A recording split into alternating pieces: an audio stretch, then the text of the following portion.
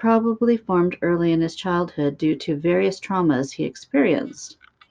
According to Anderson, who created a psychological profile of Smith based on the prophet's many statements of the Book of Mormon, Joseph undoubtedly suffered from the mental pathology associated with narcissism.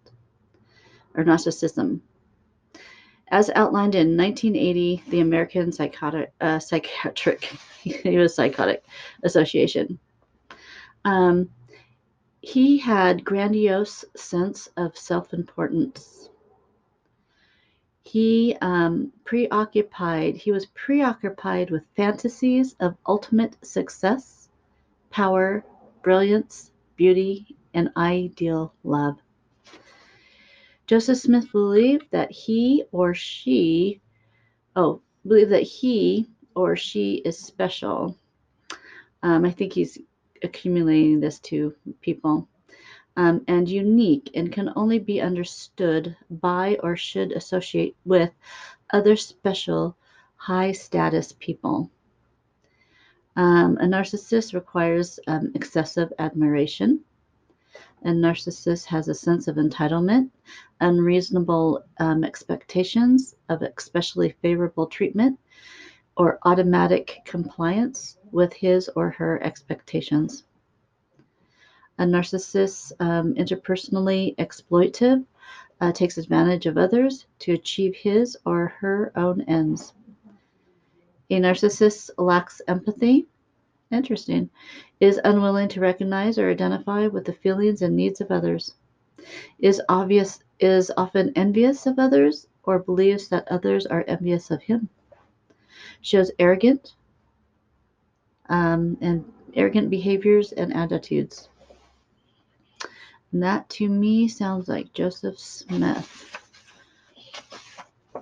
So here's another picture of him in his legion.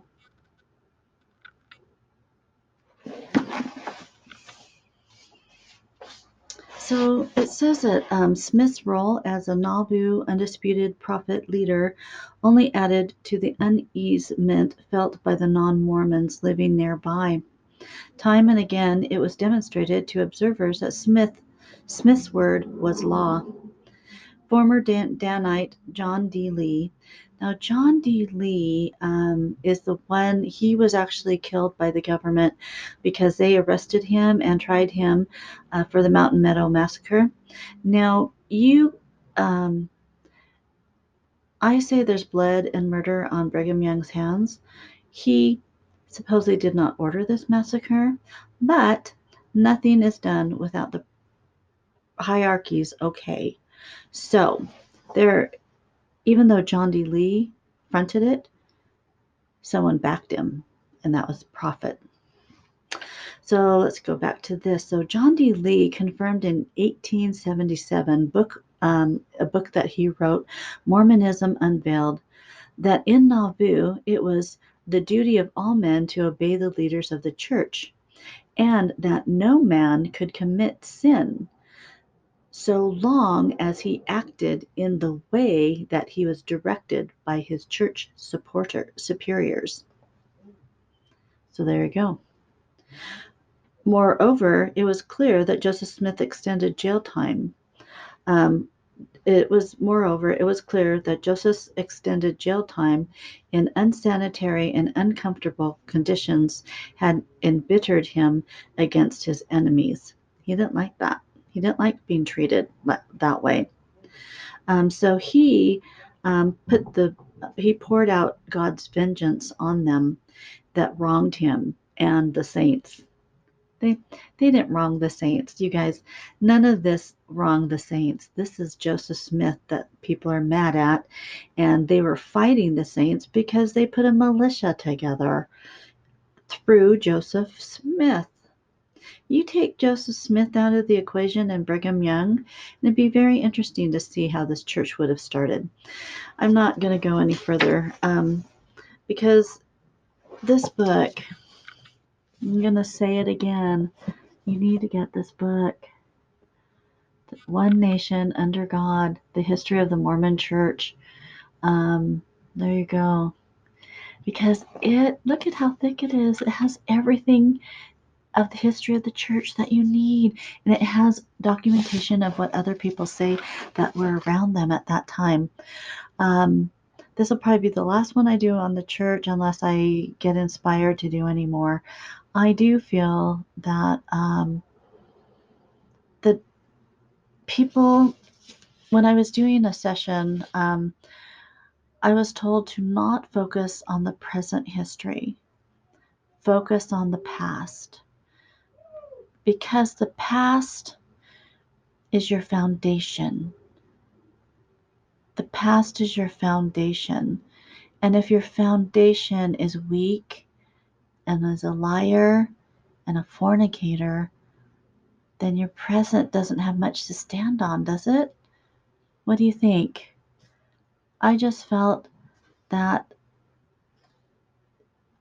Joseph Smith is a very disturbed human being.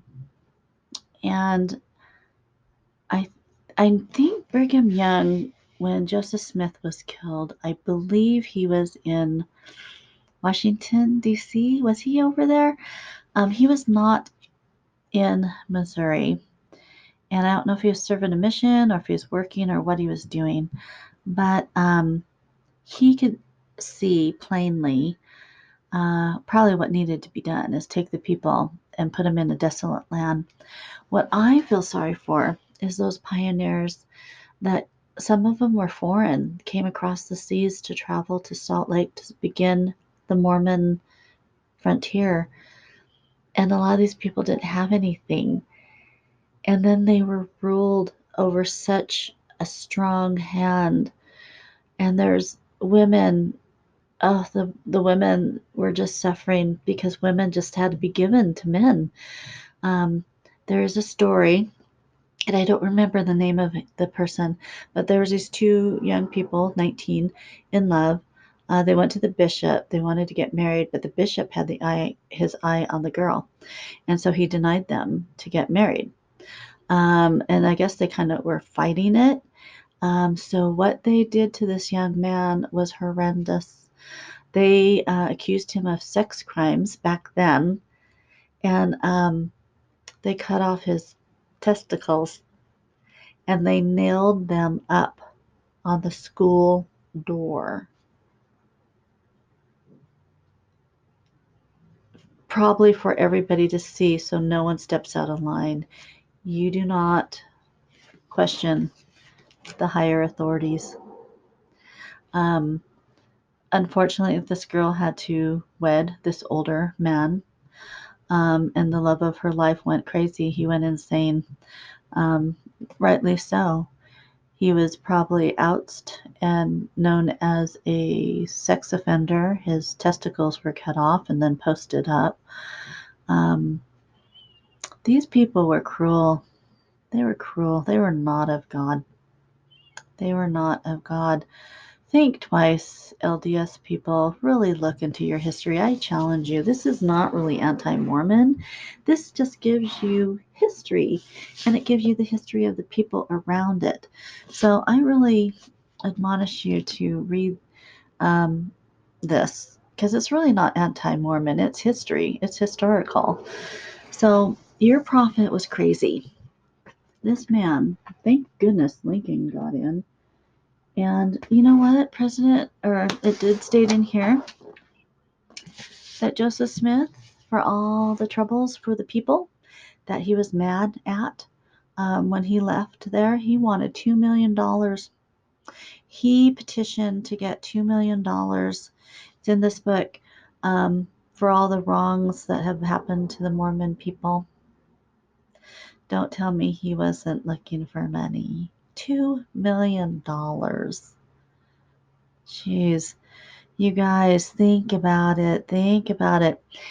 And you want to know what? The prophet doesn't have blonde hair. Why do people keep drawing this guy with blonde hair? Golden blonde hair. Don't get it. Peace out. Those of you that are out of the church, yay! Be celebratory. Be happy because You're the ones that are woken up. You're the ones that got it. So be happy about that. Don't be sad. Don't be sad about this. Don't let anybody tell you anything different. You're the ones that have the strength and the tenacity and the gall. Persevere and be happy that you're out of it, because that is correct and that is of God. God would not want you to stay in a religion that is so horrendous and makes you so sad and judges you so. Find your path, find your love, and regain happiness, because it's out there. And once you start looking into this, you start to break away and it becomes nothing to you. And to have the word apostate is just so dumb. It's just so dumb. And I disagree that I'm not apostate. You want to know why I'm not apostate? Because I never made the choice to join the church. You can't tell me that an 8-year-old with a family that wants them to be baptized can say no. I had to go through it. I had to do it because that's what everybody does. And they have primary classes that train you. So all the 7 and 8-year-olds, because I taught it, they train you to go into baptism. So you really are set. They put that mindset for you to be baptized. And you really don't have a choice. So I'm not an apostate. I didn't have I wasn't really asked. I didn't ask to be a Mormon. I never asked to be it. It just happened to me because I was a kid. I was a little kid. And I am so thankful to be out of this church. And so that's why I'm thinking I'm done here. Um, they're just crazy. Joseph Smith was just crazy, and he harmed a lot of people. And I wish I could help all those people that he harmed and all those women that were harmed from all the injustices happening to them. Women had no rights. And I want you to know that there, in the early times of the church, you were naked. When you put your garments on, someone placed them on you and you were naked. When I went through, I had a little shield that I put over me, and I was naked. And it opened on the sides, and I just held it closed with my hands. And I had a woman put on my garments. Yeah, I was 21, and I had this old lady trying to put these garments on me. And it's pretty embarrassing because you just have this little piece of cloth between you and this woman in a room. And I don't think my mom was in that room. I don't think she was there. I think it's you and this lady. Actually, they should be careful because if someone ever says, you touched me here, I'm going to call the police, they need to be careful and things like that. I don't know if they still do that, but I did read that in Joseph Smith's time that you were actually naked. And I don't know if the men were involved in that or not. So um, think twice. Think twice. Think twice before you go into a really big religion. Um, you just need to follow God. You just need to have a relationship with Him yourself, and you need to find out who you are, and follow your dreams and your talents, expand them. So just be good. You don't need all this crap. It means nothing. It doesn't mean anything. So take care, you guys. Peace out. Love you. We'll talk to you soon. We're gonna start on a different subject now. Thank you. Bye. Life is good.